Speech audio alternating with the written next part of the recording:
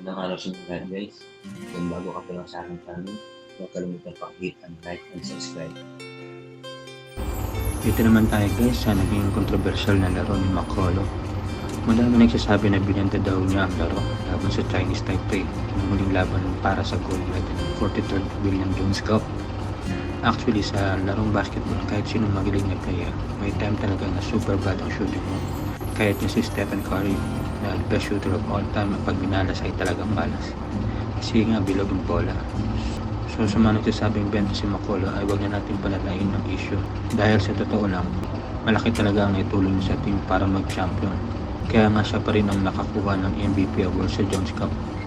Maaaring madaming sinablay na tira si Makolo dahil kung papansin niyo, sa tuwing hawak niya ang bola ay hindi lang isa, dalawa ang bumabantay sa kanya, kundi tinatatlo pa siya. Kaya mahirap talaga ang ganun sitwasyon. Kahit ako naranasan ko yung ganun sitwasyon kung saan mababago mo ang tira mo at ang tendency maaaring mawala sa iyo ang pagkontrol ng bola.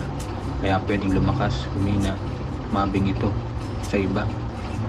Kaya sa tingin ko, ganun ang nangyari sa offense ni Makolo. Pero hindi mo naman matatawaran ang kanyang ginawang depensa na mula sa first quarter hanggang fourth quarter at maging sa overtime ay hindi nagbago ang kanyang mahigpit na depensa. Sumasablay man siya sa ilang tira, ngunit maraming beses din niya pinasablay ang tira ng kalaban dahil sa kanyang magandang depensa. At nakakuha pa nga ito ng blocks sa Chinese Taipei.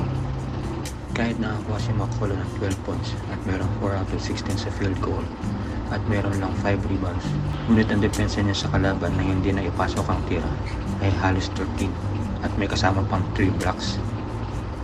Kaya hindi man naging maganda ang shooting niya, at least sa defensive mo bawi siya. Kasi ganoon naman talaga dapat ang mindset. Kung malas ka, sa depensa ka na lang babawi. Problema na lang kung pati depensa ay hinahayaan mong tumirang kalaban at puro shoot. Ayun ako, ibang usapan na talaga yan. At baka pati ako ipagpili ko na siya. Joke lang guys. So ngayon guys, nakita niyo ang breakdown ng laro ni Makolo. Kaya sana huwag na natin palakihin ang issue. Salamatan na lang natin ang SDA Pinas na sila ang nag-champion. Ano masasabi niyo guys sa naging laro ni Makolo? Comment naman kayo dun sa baba at ating pag-usapan. Shoutout nga pala kay Nestor Villaflores ng Victoria, Laguna.